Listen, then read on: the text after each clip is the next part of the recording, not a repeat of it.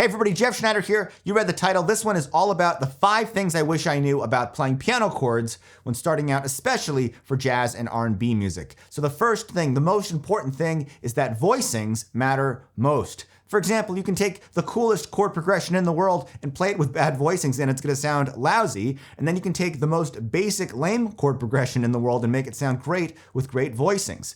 So take, for instance, this progression right here.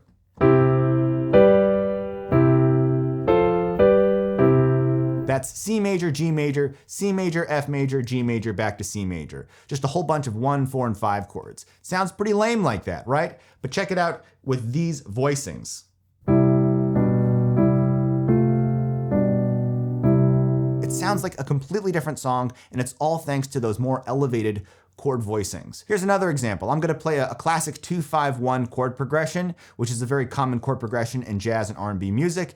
And I'm not going to worry about voice leading at all and getting my chords to smoothly run into one another. You can make some good music using those principles, but you don't actually need good voice leading to make your chords sound good. So I'm going to play 3 voicings here, one for D minor 7, one for G7, one for C major 7. I'll throw in some extensions, but my voicings are going to be kind of all over the piano, and you're going to hear how it still sounds good. Here's my D minor 11 voicing, to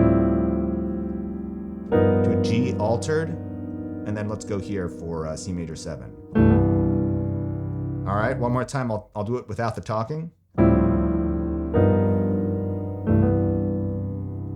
Now, could it be a little smoother? Sure, but does it still sound good? Yes, and that's because the individual voicings are so strong. If you want to learn more voicings like the ones I just played, be sure to check out my chord pack, Sick Chords Volume 1. It's a collection of my favorite voicings for minor 7 chords, major 7 chords, dominant 7 chords, and I also include a video training of how to use those chords to reharmonize and compose and make really cool music. So check that out in the description below. But now let's move on to the second thing I wish I knew when learning jazz and R&B chords, and that is, yes, while the chord voicings do matter, chord progressions matter too. You have to understand these chords in sequence, just like how you put words together to form a sentence. So you gotta learn that 2-5-1. You gotta learn the 3-6-2-5-1. You gotta learn that backdoor 2-5. So your homework for this takeaway is to look up a lead sheet, look up a chord progression, and analyze it. Figure out, okay, this chord is the 1 chord, this chord is the 4 chord. And then you can start to look for those groups of chords, like identify, oh, there's a 2-5 there. Oh, there's 3-6-2-5-1.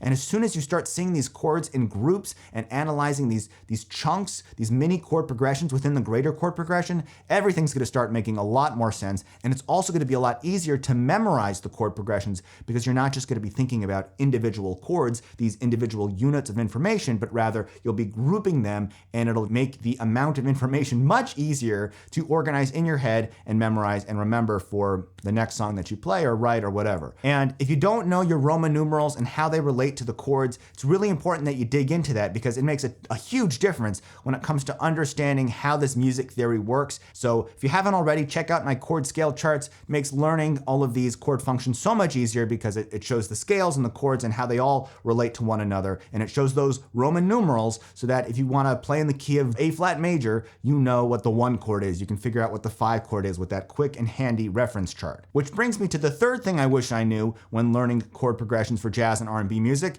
and that is to figure out why I like a particular voicing or chord progression. So let's dive into this on a voicing level. Take this D minor 11 voicing. All right, well, it's one thing to just memorize that it's the 1, the 5, the 9, the 3, the 11, and the 7, but I want to also look at it in terms of, well, why do I like the sound of this thing? And one of the reasons is that cluster right in there. So I can remember for my next voicing that, oh, I like the sound of a clustered voicing. Here's another example, a different way of playing D minor.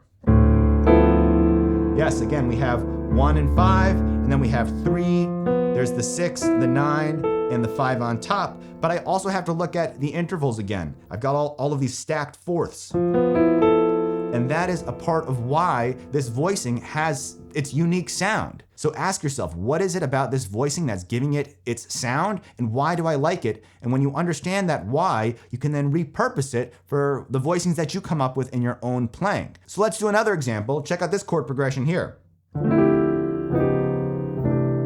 We've got a D minor 11, going to D flat 9 with a sharp 11, followed by C6-9. Now you can analyze this, like I mentioned with the chord progression section. You can go through it and be like, okay, we have the 2 chord and then a flat 2, 7 chord, and then this 1 chord here, and that's a great start. But if you really want to understand why this chord progression works, you have to dig a little bit deeper and start paying attention to things like, okay, we have this voicing here with the G on top, and then the second voicing also has the G on top, and then the third voicing also has the G on top. And that little detail there contributes to why this sounds good. That consistent G, that top note, is the same for each chord. You can also pay attention to things like this chord right here, the D flat 9 with the sharp 11, is a tritone substitution for what would be the 5 chord, G7. In fact, if I play the same voicing, but with a G on the bottom, instead of the D flat, I have a G7 with a sharp 9, or a sharp 5 rather, or a flat 13, whatever you want to call it.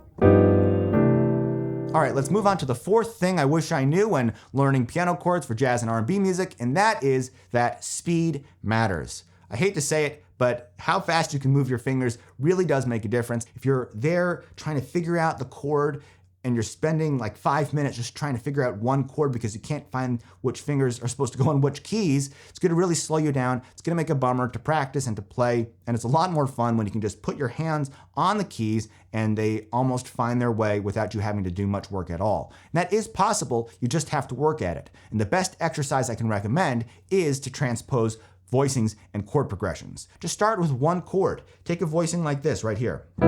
C major 7, I've got the root, the 5, the 7, and the 3. And just be able to take that chord voicing through all of the different keys, like so. Now, if that is way out of your league and you don't feel like you can go that quickly, slow it down. And you don't have to make it into this boring exercise either. Put on a beat that you like and play along in time and give each chord 4 beats, like 1, 2.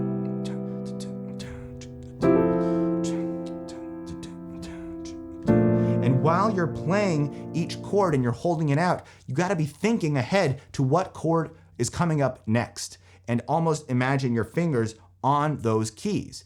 So as soon as my fingers hit this chord here, I'm thinking about, all right, what's coming next? It's E flat major 7. I know I have the E flat on the bottom. I've got the G on top. And if you want, you can even use the sustain pedal. You hold that sustain pedal down, your hands are free, and you can get them into position so that when that measure comes up, you can play it and get it right the first time. All right, last but not least, the 5th lesson today is to add chord candy. What is chord candy?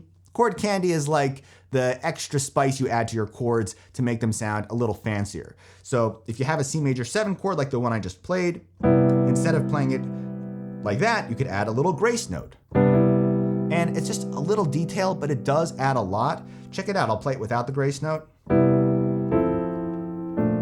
That's fine, but here's with the grace notes.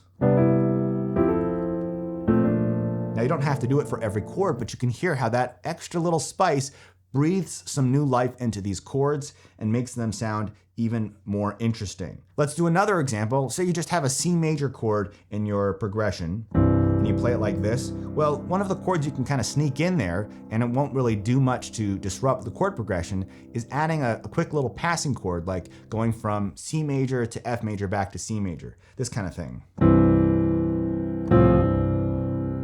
You probably heard that kind of sound before. And all I'm doing is C major, F major, with this C in the bass, back to C major. Only my inner voices are moving, the outer voices are staying the same. Or if you're on a G7, you can do something like this. So I did a couple of things there. I threw a grace note in there from the D to the E, and then I took this shape, the 3, the 13, and the 1, and I moved it down half steps until I got to the 9, the 5, and the 7. And all these little tasty licks that you can sneak into your chord voicings and chord progressions do make a huge difference. You don't want to overdo it, but a little salt can bring a lot of flavor to the dish. And I actually have another video with a whole bunch of other chord candy that you can add in to your chords and progressions. I'll link that up on the screen. And again, if you haven't checked out those chord scale charts that I mentioned earlier, or Sick Chords Volume 1, I'll link that all up in the description below. Be sure to check them out. And until next time, thanks for watching. I'll see you in the next one. Bye-bye.